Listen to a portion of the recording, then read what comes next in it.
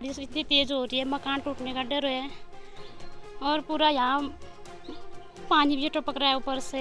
ज्योतिर्मठ में जहां घरों में दरारें पड़ने और भूधसाव से लोग काफी समय से परेशान हैं, तो वहीं अब ज्योतिर्मठ जैसे हालात बागेश्वर में भी देखने को मिल रहे हैं, जिससे लोग डरे सहमे हुए रात दिन दिखाई दे रहे हैं। आज की वीडियो में हम इसी पर बात करेंगे और ग्राउंड से आपको दिखाएंगे बागेश्वर की वो जगह जहां पर हो गए हैं जोशीमठ जैसे हालात। चलिए करते हैं वीडियो की शुरुआत। नमस्कार, आप देख रहे हैं आज का उत्तराखंड और मैं हूं आपके साथ सरिता तिवारी। उत्तराखंड में पहाड़ी क्षेत्रों में घरों में दरारें पड़ने की तस्वीरें आए दिन देखने को मिलती हैं।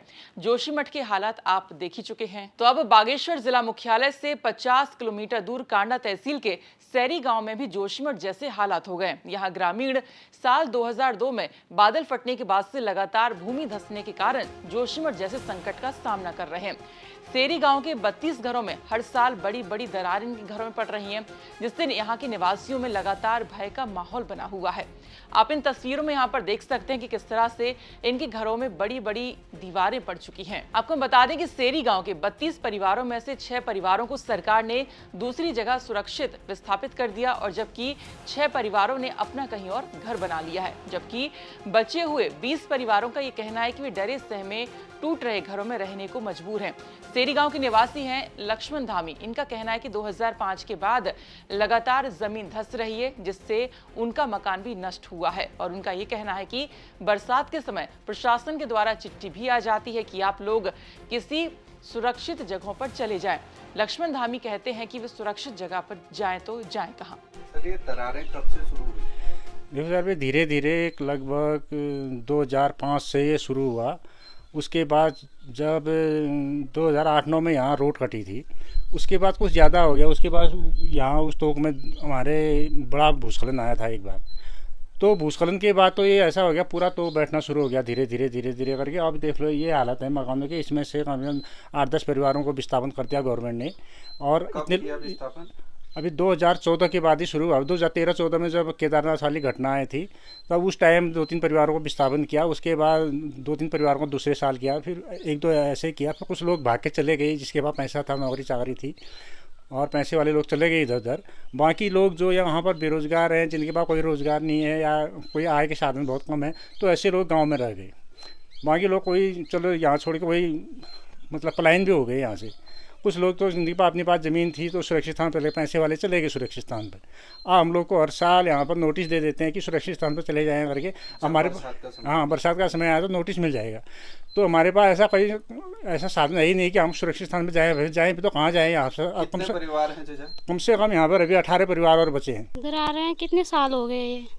हर साल पड़ती है? हाँ, हर साल पड़ती है। बारिश इतनी तेज हो रही है, मकान टूटने का डर है और पूरा यहाँ पानी भी टपक रहा है ऊपर से। बागेश्वर जनपद के दूरस्थ स्थित जो कांडा ब्लॉक के अंतर्गत आता है सेरी गांव में अभी मैं मौजूद हूं और यहाँ भी जोशीमठ जैसे हालात बनते जा रहे हैं, क्योंकि 2002 में यहाँ पे भारी बारिश के चलते लैंडस्लाइड की घटना हुई थी।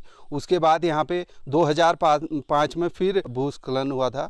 उसके बाद लगातार हर साल यहाँ पे ज़मीन धंस रही है। कई परिवार यहाँ से विस्थापन सरकार द्वारा कर दिए गए हैं, जिसमें ग्रामीणों से अभी हमने बात करी कि 6 परिवार यहाँ पे सरकार ने विस्थापित कर दिए हैं और तकरीबन जो 6-7 परिवार ऐसे थे जो अपने पैसे से यहाँ से पलायन कर चुके हैं। लेकिन जो गरीब हैं, जो कहीं नहीं जा सकते, जो सरकार पर निर्भर हैं, वो लोग आज भी खतरे की जद में रहने को मजबूर हैं। आप देख सकते हैं कितनी बड़ी बड़ी दरारें यहाँ पे मकान में आ गई हैं। पूरी ये पक्का मकान है और ये पूरा चटक गया है और हर साल ग्रामीणों का कहना है कि ये 1-2 इंच, और ख़ासकर सबसे ज़्यादा खतरा तब बन जाता है जब बरसात का सीज़न होता है। बरसात के समय ग्रामीण डरे सहमे अपने घरों में रहने को मजबूर हैं। बागेश्वर के सेरी गांव से जगदीश पांडे। वहीं बागेश्वर की डीएम अनुराधा पाल ने बताया कि सेरी गांव में सबसे पहले 12 परिवारों की विस्थापन की मांग उठी थी, तब 12 परिवारों को विस्थापित कर दिया गया था और पिछले साल 5 परिवारों को विस्थापित करने की कार्रवाई गतिमान है और इस साल भी अन्य परिवारों को भी चिन्हित कर विस्थापित करने की कार्रवाई की जाएगी। जिलाधिकारी ने यह भी बताया कि सुरक्षा की दृष्टि से सभी परिवारों के लिए आश्रय स्थल की व्यवस्था की गई है। इसमें देखिए, जो सेरी गांव में पहले जो विस्थापन को लेकर मांग उठी थी, लगभग 12 परिवारों के लिए विस्थापन की मांग उठी थी। उनका 12 परिवारों का विस्थापन के लिए पूरी कार्रवाई कर ली गई है। उनमें पैसा भी उनको वितरित कर लिया गया है। पिछले साल कुछ मकानों का भूगर्भ से सर्वेक्षण कराया गया था, तो 5 मकान चिन्हित करे गए थे, 5 परिवार चिन्हित करे गए थे। इस बार भी अन्य परिवारों में भी समस्या आई है, जो जैसा कि मुझे एसडीएम ने बताया है, तो वो चिन्हीकरण की कार्रवाई कर रहे हैं। 1-2 दिन में उनको चिन्हित करके इसका प्रस्ताव भी हम शासन को भेज देंगे। तो ये थी बागेश्वर से हमारे सहयोगी जगदीश पांडे की रिपोर्ट। जाते जाते आज का विचार, हर समस्या के 3 समाधान होते हैं, स्वीकार करें, बदल दें या छोड़ दें। अगर स्वीकार नहीं कर सकते तो बदल दें, और अगर बदल नहीं सकते तो बेहतर है उसे ईश्वर पर छोड़ दें।